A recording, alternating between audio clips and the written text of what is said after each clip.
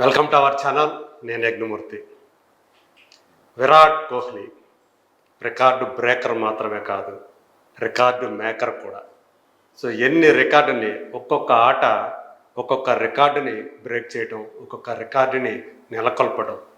ఇప్పుడు Virat కోహ్లీని king of క్రికెట్గా ఎందుకు అంటారో అందరికీ కూడా ఇప్పుడు తెలిసి వస్తూ ఉంది. గాడ్ ఆఫ్ క్రికెట్ అని చెప్పేసి సచిన్ టెండూల్కర్కి పేరు. నిజంగానే క్రికెట్ దేవుడుగా మనమే కాదు, అనేక దేశాల వాళ్ళు కూడా అంగీకరించేటట్టు మాట వాస్తవం. ఎందుకంటే ఈ మధ్య ఒక డాక్యుమెంటరీ మనం చూసాం, ఓటీటీలో వచ్చిన ఒక డాక్యుమెంటరీ. అంటే the greatest rivalry between India and Pakistan అనే ఆ డాక్యుమెంటరీ సిరీస్లో Pakistan fast bowler, one of the greatest fast bowlers from Pakistan, Shoaib Akhtar సైతం ఇదే మాట, cricket God of cricket Sachin Tendulkar అని చెప్పేసి తను కూడా అంటం అనేది సచిన్ టెండూల్కర్ యొక్క గ్రేట్నెస్కి నిదర్శనం. ఆయనకి సరైనటువంటి వారసుడిగా వచ్చినటువంటి Virat Kohli king of Indian క్రికెట్గా, కింగ్ ఆఫ్ క్రికెట్గా ఇవాళ అందరి చేత కూడా కొనియాడబడుతూ ఉన్నాడు. సచిన్ టెండూల్కర్ కంటే కూడా అత్యంత వేగంగా వన్డే ఇంటర్నేషనల్ పరుగుల్ని ఆయన సాధిస్తూ ఉన్నటువంటి వైనం.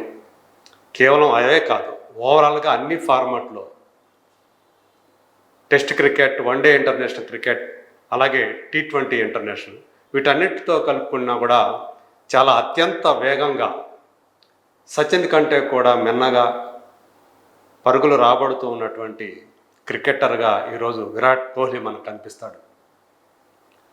ప్రస్తుతానికి వస్తే ఇప్పుడు కొత్తగా తను ఏం రికార్డు సృష్టించాడు, ఏం రికార్డు బద్దలు చేశాడు అంటే, వన్డే ఇంటర్నేషనల్ క్రికెట్లో అత్యంత వేగంగా 14,000 పరుగులు పూర్తి చేసినటువంటి ఆటగాడిగా సరికొత్త చరిత్ర సృష్టించాడు విరాట్ కోహ్లీ. ఈ నేపథ్యంలో సచిన్ టెండూల్కర్ను కూడా దాటేశాడు. నిన్న జరిగినటువంటి మ్యాచ్, దుబాయ్ వేదికగా జరిగినటువంటి ICC ఛాంపియన్స్ ట్రోఫీ గ్రూప్ ఏలో భాగంగా జరిగినటువంటి మ్యాచ్లో తన చిరకాల ప్రత్యర్థి అయినటువంటి పాకిస్తాన్పై ఇండియా సాధించినటువంటి సునాయాస విజయం ఏదైతే ఉందో అది ఎన్నో రికార్డులకి వేదికగా నిలిచింది. ఆ మ్యాచ్ తోటి మన Indian captain Rohit Sharma one day ఓపెనర్గా అత్యంత వేగంగా 9,000 పరుగులు పూర్తి చేసినటువంటి క్రికెటర్గా నిలిచాడు. ఈ నేపథ్యంలో తను కూడా సచిన్ టెండూల్కర్ ఓపెనర్గా చేసినటువంటి రన్స్ని తను అంటే ఆయన కంటే వేగంగా 9,000 పరుగుల్ని పూర్తి చేశాడు. అలా రోహిత్ శర్మ ఒక రికార్డు నెలకొల్పితే, అలా విరాట్ కోహ్లీ అనేక రికార్డుల్ని, కేవలం 1-2 కాదు, అనేక రికార్డుల్ని తన సొంతం చేసుకున్నాడు. పాకిస్తాన్ విసిరినటువంటి 242 పరుగుల లక్ష్యాన్ని వాళ్ళు 50వ ఓవర్లో ఆల్అవుట్ అవ్వటం మనం చూసాం. సో ఇండియా మంచి ఆరంభంతోనే ఆ మ్యాచ్ని స్టార్ట్ చేసిందని చెప్పాలి. తనదైన శైలిలో రోహిత్ శర్మ కేవలం 15 బంతుల్లోనే 20 పరుగులు చేసి అవుట్ అయ్యాడు. ఆ తర్వాత శుభ్మన్ గిల్తో కలిసి విరాట్ కోహ్లీ ఆ ఇన్నింగ్స్ని నిర్మించినటువంటి వైనం. సో వాళ్ళిద్దరూ చక్కగా కుదురుకొని ఆడుతున్న టైంలో గిల్ కూడా అవుట్ అయ్యాడు. అప్పుడు వచ్చినటువంటి శ్రేయాస్ అయ్యర్తో కలిసి కోహ్లీ మోర్ దాన్ 100 రన్స్ పార్ట్నర్షిప్ని నెలకొల్పాడు. సో ఇద్దరూ కూడా హాఫ్ సెంచరీలు పూర్తి చేసుకున్నారు. తర్వాత శ్రేయాస్ అయ్యర్ అయిపోయాడు. ఆ వెంట వచ్చినటువంటి హార్దిక్ పాండ్యా కూడా కేవలం 8 పరుగులు చేసి అవుట్ అయ్యాడు. అట్లా మళ్ళీ 6వ నెంబర్ బ్యాట్స్మెన్గా వచ్చినటువంటి అక్షర్ పటేల్, అంటే KL రాహుల్ కంటే కూడా ముందుగా ఈ మధ్యకాలంలో ప్రమోషన్ పొంది ముందుకు వస్తున్నాడు అక్షర్ పటేల్. అతనితో కలిసి మొత్తానికి గెలుపుని అందించాడు. సో పాకిస్తాన్ మీద గెలుపు ఎప్పుడూ కూడా ఇండియాకి మిగతా జట్లతో పోలిస్తే మరింత ఎక్కువ ఆనందాన్ని ఇస్తుందనే విషయం మనందరికీ తెలుసు. అలాగే దాదాపు 50 కోట్ల మంది ఒకానొక టైంలో ఈ మ్యాచ్ని వీక్షించారంటేనే ప్రపంచవ్యాప్తంగా ఈ రెండు జట్ల మధ్య మ్యాచ్ ఉండేటువంటి ఆ ఉత్కంఠ అనేది ఏదైతే ఉందో, ఆ ఆసక్తి అనేది ఏదైతే ఉందో, ఆ ఉద్వేగం అనేది ఏదైతే ఉందో దానికి అదే నిదర్శనం, ఆ వ్యూయర్షిప్లే నిదర్శనం అని చెప్పాలి. సో అలాంటి ఆ మ్యాచ్ కేవలం 43వ ఓవర్లో, ఇంకా 7 ఓవర్లో పైన మిగిలి ఉండగా ఇండియా విజయం సాధించింది. చివరి వరకు మనకి విరాట్ కోహ్లీ అభిమానుల్లో కానీ, క్రికెట్ అభిమానుల్లో కానీ ఒకే ఒక్క అనుమానం, కోహ్లీ సెంచరీ సాధిస్తాడా లేదా అని చెప్పి. మొత్తానికి 2 పరుగులు కావాల్సిన టైంలో 4 కొట్టి, విన్నింగ్ షాట్ కొట్టి అటు భారత్కి విజయాన్ని అందించడంతో పాటు తను కూడా వన్డే ఇంటర్నేషనల్ ఫార్మాట్లో 51వ సెంచరీని పూర్తి చేసుకొని, సో మరోసారి తను ఎందుకు కింగ్ ఆఫ్ క్రికెట్ అని అందరూ కూడా తనని ముద్దుగా ఎందుకు పిలుచుకుంటారు, మరోసారి రుజువు చేశాడు. ఇంకా చెప్పాలంటే చేజింగ్లో మొత్తం తను చేసినటువంటి 51 ఇంటర్నేషనల్ వన్డే ఇంటర్నేషనల్ సెంచరీల్లో నిన్న చేసినటువంటి ఆ సెంచరీ 28వది చేజింగ్లో. అంటే ఫస్ట్ ఇన్నింగ్స్లో మొదట మనం బ్యాటింగ్ చేసినప్పుడు అతను 23 సెంచరీలు చేశాడు. కానీ రెండోసారి బ్యాటింగ్ చేసినప్పుడు, అంటే ప్రత్యర్థి మన ముందు లక్ష్యాన్ని ఉంచినప్పుడు మరింత సవాలుగా తీసుకొని మరింత చెలరేగిపోవడం అనేది విరాట్కి వెన్నతో పెట్టిన విద్య అని చెప్పుకోవాలి. అంటే రెండోసారి బ్యాటింగ్ చేసినప్పుడే ఎక్కువగా అతనిలోని బ్యాట్స్మెన్ జూలు విదులుస్తాడని చెప్పేసి మనకు అర్థమవుతుంది. అట్లా 28వ సెంచరీ సాధించాడు. అంటే చేజింగ్లో ఓవరాల్గా 51 సెంచరీలు వన్డే ఇంటర్నేషనల్స్లో. అలా కూడా అంటే ఇండియా తరపున అత్యధికంగా వన్డే ఇంటర్నేషనల్లో సెంచరీలు చేసినటువంటి, అత్యధిక సెంచరీ చేసినటువంటి బ్యాట్స్మెన్ కూడా ఇవాళ విరాట్ కోహ్లీనే. ఆ తర్వాత స్థానంలో రోహిత్ శర్మ వచ్చాడు.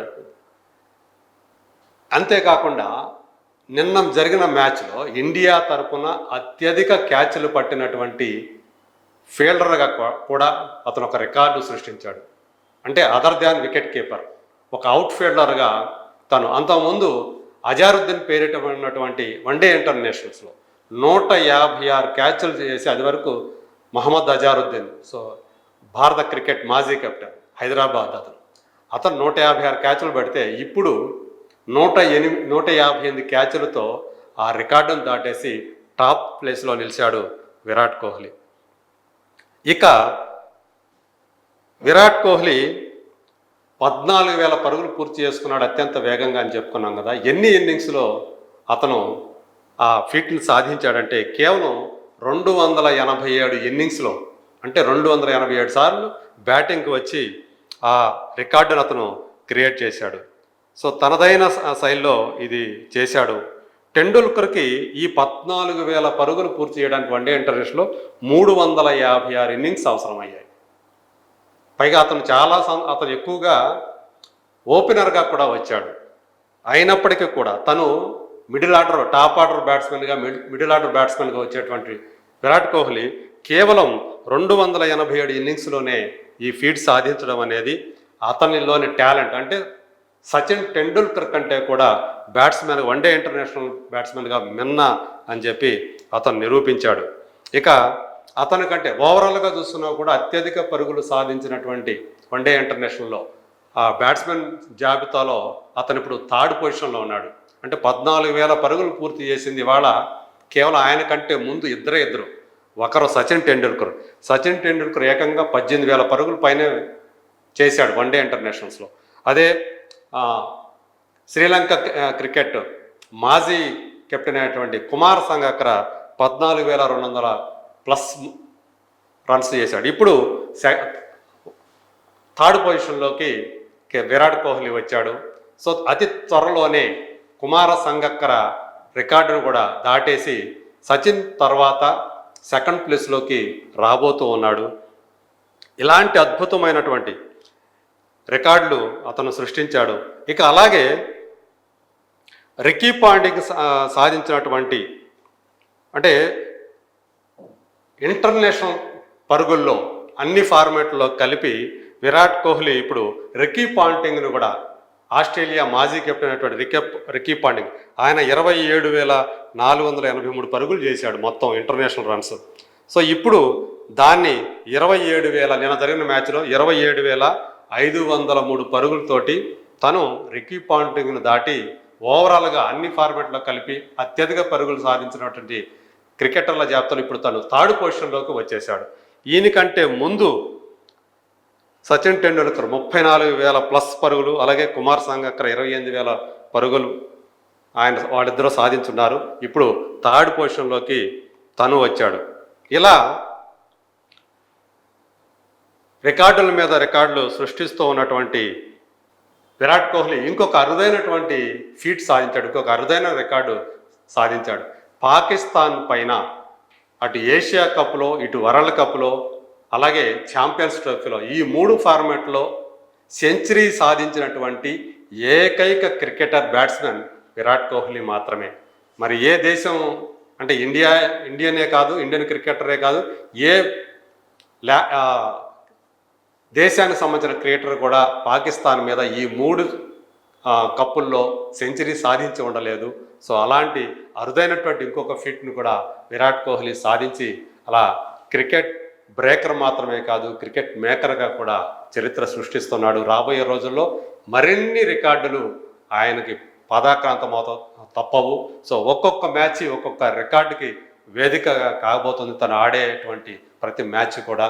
సో మరింత కాలం అతను క్రికెట్ ఆడి మన అందరినీ కూడా అలరింపు చేయాలని చెప్పేసి మనస్ఫూర్తిగా కోరుకుందాం.